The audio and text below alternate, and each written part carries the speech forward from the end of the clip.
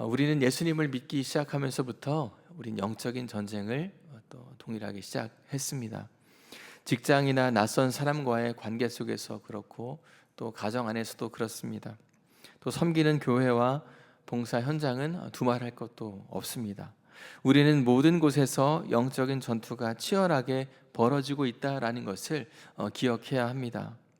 심지어 예배를 드리는 그 순간에도 사탄은 우리의 생각을 복잡하게 만들고 또 예배에 집중하지 못하게 만들고 딴 생각하게 만드는 그런 사탄의 영적인 공격이 있다는 것입니다. 사탄은 끊임없이 하나님과 우리와의 관계를 방해하고 회방하고 있습니다. 사탄은 부부와의 관계를 무너뜨리기를 원하고 있고 자녀와의 관계를 단절시키기를 원하고 있습니다. 또 교회를 섬기는 현장에서도 다툼과 분노와 미움으로 분열시키기를 원하고 있습니다. 여러분께 질문 하나 드리고 싶은데요. 여러분의 영적인 나이는 몇 살 정도 되십니까? 한 교수님께서 이런 질문을 하시더라고요. 여러분 영혼의 나이를 계산할 수 있을까요? 영혼의 나이를 계산할 수 있을까요? 또 믿음의 나이를 계산할 수 있을까요? 라고 물어보시더라고요. 우리는 영적 전쟁을 수행할 수 있는 사람이 되어야 되는데요. 어떤 분은 나이가 20살인데 영적인 나이가 40살 또 50살인 분이 있습니다. 무슨 말입니까? 영적으로 성숙해 있다라는 거죠. 반대로 교회를 20년 다녔지만 영적인 나이가 5살인 분도 계십니다. 10년, 20년 믿었지만 아무런 영적인 감각이 없는 분도 있습니다. 영적인 감각을 잃어버렸다면 그분은 이미 영적인 전쟁에서 패한 것이나 다름없는 삶을 살아가고 있다라고 말할 수 있습니다. 우리가 문제를 만났을 때, 영적 공격이 찾아올 때 영적 감각이 깨어 있다면 우리는 영적인 싸움에서 반드시 승리할 수 있습니다. 우리가 함께 읽은 본문은 신앙 공동체와 사탄 사이의 영적인 전쟁을 나타내주고 있습니다. 용은 사탄, 마귀라고 본문은 말하고 있는데요. 창세기에서 아담과 하와를 범죄하게 만들었었던 그 존재, 그 실체라는 것입니다. 사탄은 인류의 창조 이후부터 역사적으로 끊임없이 하나님과 그의 백성을 대적해 왔습니다. 본문에 등장하는 크고 붉은 용, 그러니까 옛 뱀, 마귀라고 불리는 사탄, 7머리를 하고 있고 7뿔의 7왕관을 하고 있습니다. 이것은 무엇을 의미하는 것일까요? 사탄의 거대함과 사탄의 잔인함, 악한 세력을 상징하고 있는 것입니다. 사탄은 여인이 해산하기를 기다렸다가 아이를 잡아먹어 없애려고 하고 있습니다. 바로 그리스도의 탄생을 막고 예수님의 공생애를 방해하고 결국 십자가에 못 박기까지 끊임없이 공격해 왔다라는 것이죠.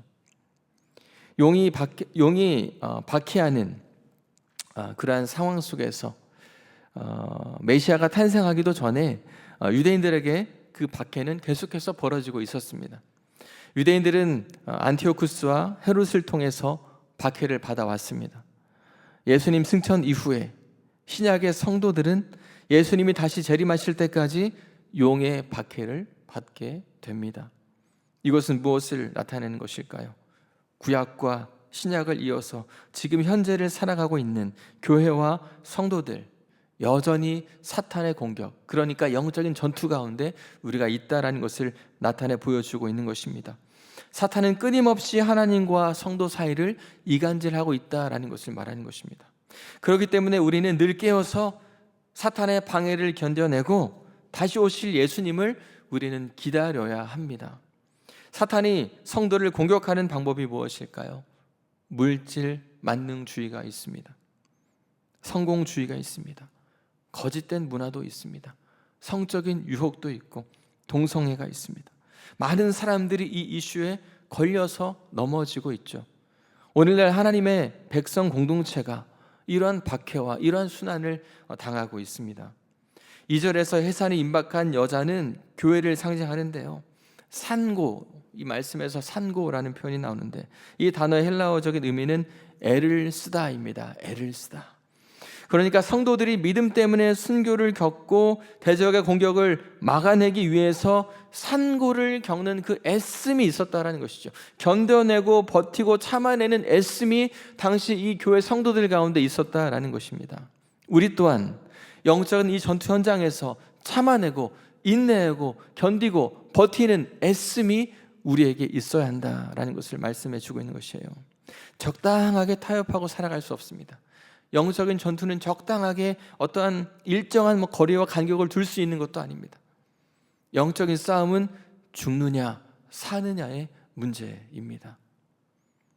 그런데 여러분, 우리가 우리 힘으로 영적인 싸움을 이길 수 있을까요? 우리 힘으로는 승리할 수 없습니다. 우리에게는 하나님의 도우심이 필요합니다. 5절을 보면 여자는 아들을 낳은 후에 광야로 도망하고 1260일 동안 양육을 받을 수 있도록 하나님께서 안전한 장소를 예비해 주시고 계획해 주셨습니다. 사랑하는 여러분, 치열한 삶의 현장에서도 우리 힘으로 살아내기 어려운 순간에서도 바로 하나님은 이 선한 계획을 갖고 계시다라는 것입니다. 하나님이 피할 길을 예비해 주신다라는 것이에요. 어떠한 고통과 환난에서도 성도가 망하지 않도록 하나님이 지키시고 하나님이 보호하시고 하나님이 피할 길도 주신다라는 것입니다. 우리 새벽이지만 같이 한번 따라해 볼까요? 하나님은 다 계획이 있으셨군요. 하나님께서 여러분들이 어려움 가운데 있을 때, 환난 가운데 있을 때, 때로는 신앙을 빼앗길 만한 그 위기 가운데 있을 때 하나님이 피할 길을 다 계획하시고 준비하고 계십니다. 그 하나님을 믿으시기를 바랍니다. 하나님은 자기 백성에게 피할 길을 주시는 분, 또 예수님께서 피값으로 사신 교회를 안전하게 지키시는 분이십니다. 그렇기 때문에 사탄의 공격은 결국 실패로 끝나고 말 것입니다. 교회는 예수 그리스도를 통해서 반드시 승리합니다. 11절의 말씀처럼 어린 양의 피와 말씀으로 승리하게 된다는 것이죠. 우리가 다시 오실 주님을 끝까지 소망하며 기다린다면 박해 가운데서도 교회를 지키시는 하나님의 승리를 반드시 경험할 수 있게 될 것입니다.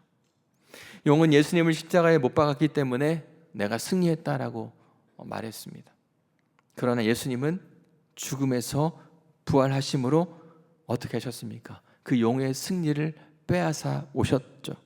교회의 승리와 성도의 승리는 바로 예수님의 승리에서 옵니다. 이미 보장된 승리지만, 이미 하나님께서 승리를 선포하셨고 우리에게 승리가 보장되어 있지만, 여러분 우리가 이 땅을 살아가면서 우리가 살아내야 할 삶이 있습니다. 우리가 주님이 우리를 부르시는 그날까지 이 땅을 살아가면서 우리가 살아내야 할, 견뎌내야 할 삶이 있습니다. 한 가지는 우리가 영적인 무게를 가볍게 여기지 말아야 한다는 것입니다. 여러분, 믿음으로 살 때 만나는 영적인 싸움은 우리가 감당해야 할 삶의 무게입니다. 우리가 부모로서 또 가정의 영적인 리더로서 견뎌야 할 그러한 삶의 영적인 무게가 있습니다. 신앙으로 서 있어야 할 무게가 있고, 또 세상의 유혹이 아무리 흔들어댈 때에도 그것을 버텨내고 견뎌내야 할 무게가 우리에게 있습니다. 이 무게를 우리가 가볍게 여기지 말아야 된다는 것이에요. 부모의 영적 견고함이 자녀의 영혼을 지킨다라는 것을 여러분 꼭 기억하시기를 바랍니다. 두 번째는 영적 무장을 가볍게 여기지 말아야 한다는 것입니다.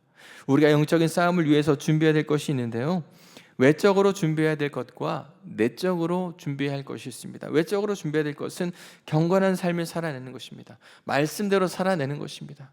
그리고 내적으로 준비해야 될 것은 하나님의 음성에 귀를 기울이는 것입니다.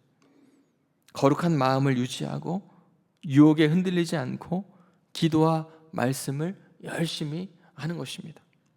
이 중에서 가장 중요한 두 가지, 기도와 말씀입니다. 여러분, 기도하시기를 바랍니다. 더 많이 기도하시기를 바랍니다. 여러분, 기도가 해답입니다. 왜 그럴까요? 기도할 때 하나님의 지혜를 얻을 수 있기 때문에 그렇습니다.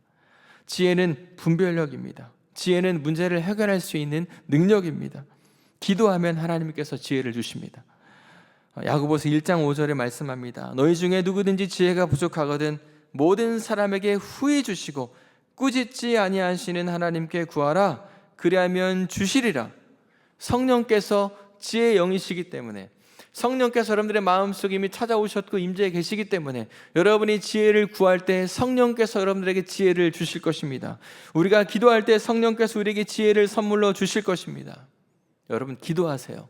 찰스 스탠리 목사님 이렇게 말씀하십니다. 모든 전쟁을 무릎으로 싸워라. 그러면 매번 승리할 것이다. 여러분 어떠한 영적인 전투 가운데 있습니까? 어떠한 유혹 가운데에서 마음이 흔들리고 마치 무너질 것처럼 그 두려움 가운데 있습니까? 여러분 모든 전쟁을 무릎으로 싸우시기 바랍니다.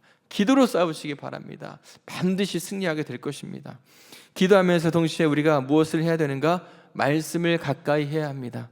말씀을 깊이 묵상할 때 머리에 머물러 있었던 말씀이 우리의 마음에 내려오게 됩니다. 말씀이 우리의 마음에 역사할 때 놀라운 일이 일어나게 됩니다. 말씀은 어떤 단순한 문자가 아니죠. 오래 옛날 옛적의 그 메시지가 아닙니다. 말씀은 살아 역사하시는 하나님의 능력입니다. 말씀은 기도와 묵상을 통해서 놀라운 능력을 발휘하게 되어 있습니다.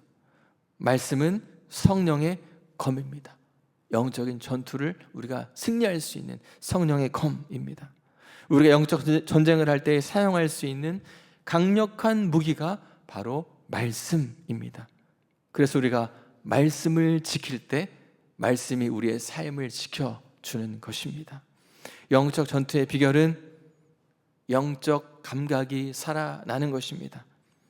하나님께서 우리를 보호하신다는 것을 우리가 기억할 때, 우리가 기도와 말씀으로 무장하고 있을 때 우리는 영적 감각이 예민해지고 민첩해지고 영적 감각이 살아나게 되는 것입니다.